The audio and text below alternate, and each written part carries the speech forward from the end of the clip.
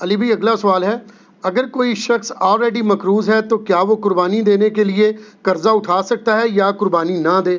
قربانی کیوں نہ دے جی، کروڑ پتی لوگ بھی مقروض ہیں. یہ بڑے بڑے فیکٹریوں کے مالکوں سے آپ پوچھیں، انہوں نے کروڑوں میں قرضے اٹھائے ہوئے ہیں. وہ ایکویٹی تو ان کی 40% ہے، 60% تو ڈیٹ انہوں نے بینکوں سے اٹھایا ہوا ہے. وہ تو سب سے پہلے تو ان کی قربانی ساقط ہو جائے گی جو امریکن بیل چپ فٹ شدہ جو ہے منگوا کے یہاں پہ قربان کر رہے ہیں. اگر آپ ان کو دیکھیں مقروض وہ بھی ہیں. یہ قرضہ جو ہے یہ عارضی قرضہ ہے. یہ اس قرضے کو وہ قرضہ نہیں کہا جاتا کہ جس کی بنیاد پہ قرضہ یہ ہے کہ ایک بندہ قرضے کے تلے اس طرح دب گیا کہ اس کی 2 وقت کی روٹی محال ہو گئی ہے اور وہ روکی سوکی کھا کے گزارا کر رہا ہے، اس کو مقروض کہا جاتا ہے. کروڑ پتی لوگوں کو مقروض نہیں کہا جاتا. وہ تمہارے پرائم منسٹر صاحب بھی کہتے ہیں اتنی تنخواہ لے کے بھی کہ میرا مشکل سے چولہا جلتا ہے. تو قربانی تو پرائم منسٹر میں بھی کوئی نہیں بن رہی ہوگی. اس طریقے سے اگر دیکھا جائے بڑے بڑے فیکٹری آنرز جو ہیں تو وہ اس طرح نہیں ہے. قرضہ اٹھا کے آپ کریں. یہ کمیٹی آپ نے قرضہ ہی تو ڈالی ہوتی ہے، کمیٹی ڈال لیں. سالی کی شادی کے لیے ڈالتے ہیں، بھائی کی شادی کے لیے ڈالتے ہیں کمیٹیاں، اور وہ جوتیاں اور کپڑے ہوں تب بھی نئے لے کے دیتے ہیں بچوں کو. اس کا خرچہ نکالیں تو ایک بیل میں حصہ ڈالنے سے تو کم ہی بنتا ہے. یہ بیل میں حصہ ڈالنا تو اس سے کم ہی بنتا ہے. آج کل ایک ایوریج شادی کے اوپر 15-20 ہزار روپے لگ جاتا ہے. تو سر 12-13 ہزار روپے کا آپ بیل میں حصہ نہیں ڈال سکتے؟ ضروری ہے کہ آپ نے بکرا ہی لینا ہے، بیل میں حصہ ڈال لیں. تو یہ جو آپ نے کمیٹی بھی ڈالی ہوتی ہے، اگر ایک سپوز لاکھ روپے کی آپ کی کمیٹی نکلی ہے، تیسری یا چوتھی، اور 10,000 روپیہ مہینہ ہے، تو چوتھی آپ نے کمیٹی جب لے لی ہے تو آپ نے ابھی تک تو 40,000 اس کو جمع کروائے ہیں نا کمیٹی والے کو. 60,000 تو آپ نے بعد میں کرانے ہیں، لیکن لاکھ روپے آپ نے پہلے ہی اٹھا لیا ہے. تو 60,000 کے تو آپ بھی مقروض ہیں. تو پھر تو دنیا میں کوئی بندے اس کے اوپر لوگوں کو ترغیب دلائی جائے کہ قربانی نہ مس کریں. سر یہ بہت بڑی نعمت ہے. آپ قیامت والے دن اور کچھ نہیں ہے تو حضرت ابراہیم علیہ السلام سے سفارش کے لیے عرض کر سکتے ہیں. ان کی سنت کو زندہ رکھا، ان کی سنت آپ نے زندہ، سنت ابراہیمی کو زندہ رکھا.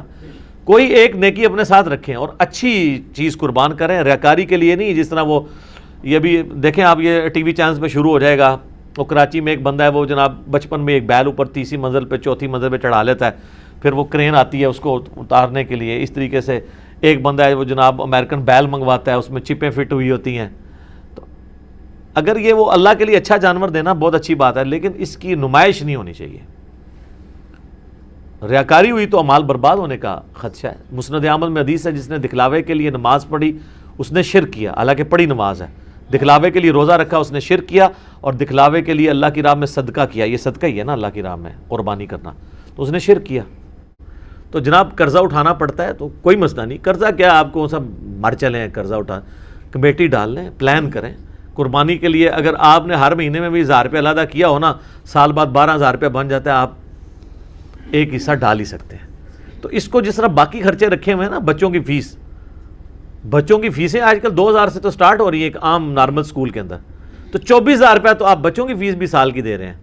تو سال میں 1,000 روپے علیحدہ کر کے آپ اللہ کی راہ میں قربانی نہیں کر سکتے؟ کرنی چاہیے. ایون قرضہ بھی اٹھانا پڑتا ہے، ضرور اٹھائیں، کریں. کیونکہ یہ قرضہ ایسا نہیں ہے کہ جو آپ کی گردن کو دبوچ لے گا، آپ آسانی سے اتار لیں گے. 12-13,000 روپیہ کیا چیز ہے؟ اب اس چکر میں نہ پڑ جائے کہ میں نے جا کے 50,000 روپے دی کوئی بیتل بکری جا کے لینی ہے. تو وہ تو ظاہر ہے اتنا بڑا ہاتھ بھی نہ ڈالیں آپ. ٹھیک ہے نارمل قربانی کر لیں جو آپ گھر میں. اچھا بعض لوگ ہیں گھر میں موٹا گوشت کھانے کو عیب اور گالی سمجھتے ہیں، اور جب قربانی کا موقع آتا ہے تو وہ بڑے گوشت میں حصہ ڈال دیتے ہیں پیسے بچانے کے لیے.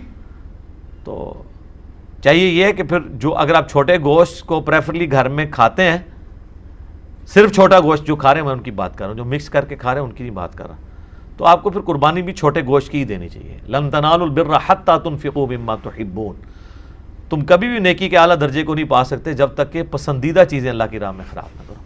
ویسے موٹے گوشت سے آپ گن کھائیں اور کہیں جی ساڑھے گھر سے پکدہ ہی چھوٹا ہے. جو قربانی دی واری آئے تھے وہ جناب موٹے گوشت کا حصہ 13,000 روپے کا بن رہا ہے اور بکرا جو ہے وہ آ رہا ہے 30,000 روپے کا. ادھر جناب تمہیں یاد آ جائے کہ وہ جی ابراہیم علیہ السلام جڑے نا وہ بھی بنایا بچڑا لائے سن فرشتیاں واسطے، تے موٹا گوشت تے سنت ابراہیمی ہے.